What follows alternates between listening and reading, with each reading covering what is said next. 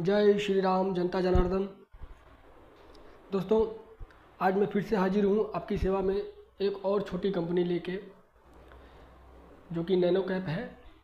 दोस्तों, अगर मैं आपसे ये पूछूं कि रिन्यूएबल एनर्जी में और ग्रीन हाइड्रोजन में कोई छोटी कंपनी आप बताइए, तो क्या आप बता पाएंगे? बहुत छोटी कंपनी 30-40 करोड़, 40 करोड़ तक की कोई कंपनी जो ग्रीन हाइड्रोजन में भी काम करती हो और रिन्यूएबल एनर्जी में भी काम करती हो।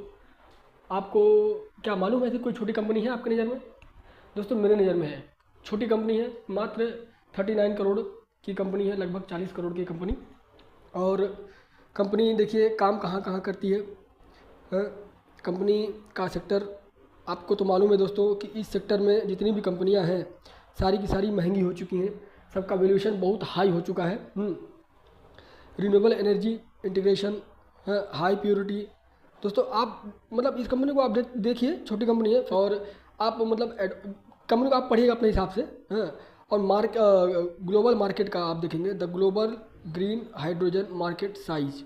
तो ग्लोबल का आप देखेंगे दोस्तों 2023 में कितना था, 6.26 बिलियन डॉलर, ठीक है। और 2033 में 165.84 बिलियन डॉलर, ठीक है। यानी CAGR निकल के आ रहा है दोस्तों इन 10 सालों का कितना, 38.77% का। अगर पूरी इंडस्ट्री दोस्तों 38% के रफ्तार से चल रही है, तो आप सोचिए कि उस सेक्टर में जो कंपनियां होंगी उनकी क्या ग्रोथ होगी। आप इसीलिए देख रहे हैं दोस्तों ना कि जितनी भी रिन्यूएबल एनर्जी की कंपनियां हैं उनमें ग्रोथ तगड़ा आ रहा है, क्योंकि गवर्नमेंट का भी बैकिंग है ना। गवर्नमेंट भी, क्योंकि गवर्नमेंट का बैकिंग इसलिए है दोस्तों क्योंकि गवर्नमेंट ने, देखिए गवर्नमेंट बैकिंग है, देखिए मैं अभी बोल ही रहा था, आ भी गया गवर्नमेंट बैकिंग। हाँ, गवर्नमेंट का इनिशिएटिव है ना दोस्तों कि 2030 तक हमें अपने भारत को जीरो कार्बन एमिशन तक पहुंचाना है, ठीक है। जीरो कार्बन एमिशन, लेकिन 2030 तक तो उम्मीद कम लग रहा है। लेकिन 2035-40 तक तो पहुंचाया जा सकता है, लेकिन उसके लिए हमारे देश में ऐसी कंपनियां भी होनी चाहिए जो green hydrogen, green energy, renewable energy, इन सब पे काम करती हों और अच्छे से इस्टेब्लिश हो चुकी हों, ठीक है। तभी कुछ हो सकता है, वरना इतना आसान नहीं है दोस्तों। पूरे भारत को जीरो कार्बन एमिशन तक पहुंचाने के लिए इतना आसान नहीं है, टाइम तो लगेगा ही और डेडिकेशन भी लगेगा, गवर्नमेंट का भी डेडिकेशन और प्राइवेट कंपनीज का भी डेडिकेशन, ठीक है। और प्लस दोस्तों, एज अ भारतीय, एज अ इंडियन, आपका और मेरा भी कुछ जिम्मेदारी है अपने देश के लिए, तो हमें भी कुछ उस पर काम करना चाहिए है।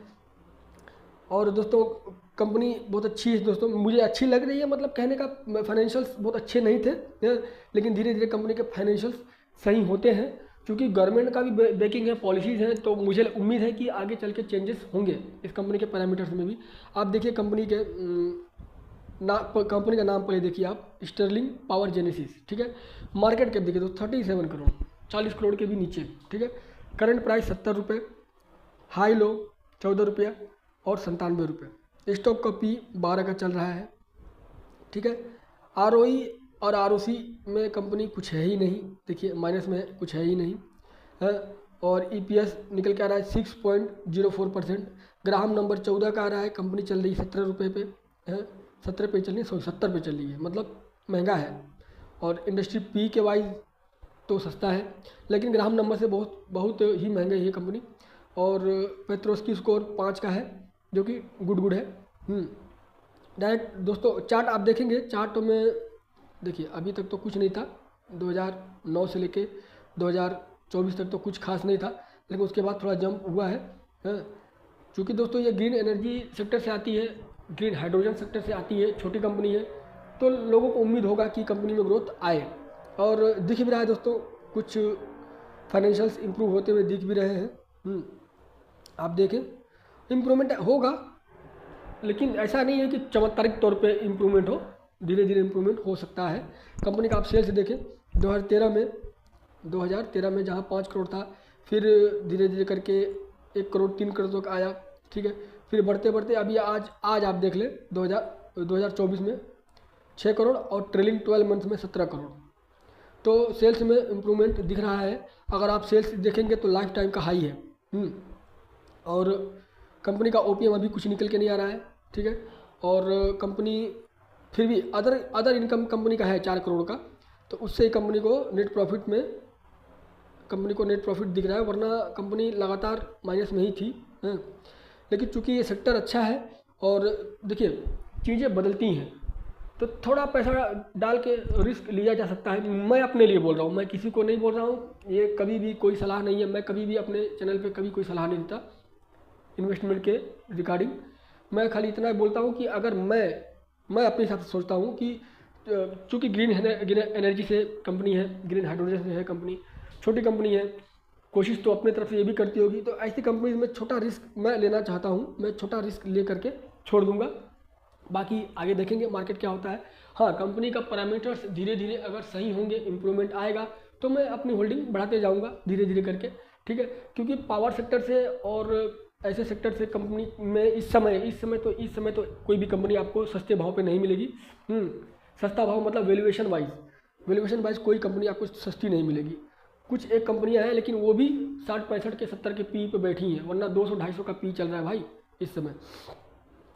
और कंपनी का अगर आप रिज़र्व देखेंगे तो रिज़र्व कुछ नहीं है, बोरोइंग लदा पड़ा है 17 करोड़ का। और आप प्रोमोटर्स की होल्डिंग देखेंगे तो होल्डिंग में भी प्रोमोटर्स ने अपने होल्डिंग को थोड़ा डिक्रीज़ किया है 41%, जो कि अपने रेड लाइन पे खड़ी है। मैं 40 के नीचे जितने भी पैरामीटर्स की होल्डिंग अगर 40 के नीचे है तो मैं उस कंपनी को मैं कंसीडर नहीं करता। और DIS का भी थोड़ा होल्डिंग है 0.15%। तो देखते हैं कि कंपनी क्या करवट लेती है। समय बदलता है, परिवर्तन ही संसार का नियम है, चेंजेस आते हैं, कंपनी में कुछ चेंजेस आ सकते हैं। और चूँकि कंपनी सेक्टर वाइज अच्छी है तो मैं इस कंपनी को अपने लिए कंसीडर करूँगा ज़रूर। बाकी आप अपना देखें, अपने हिसाब से पढ़ें दोस्तों।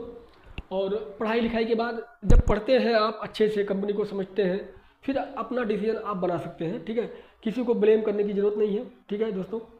मैं कभी किसी को ब्लेम नहीं करता, मैं अपने हिसाब से ही अपना डिसीजन बनाता हूँ, और आप लोग भी अपने हिसाब से अपना डिसीजन बनाएं।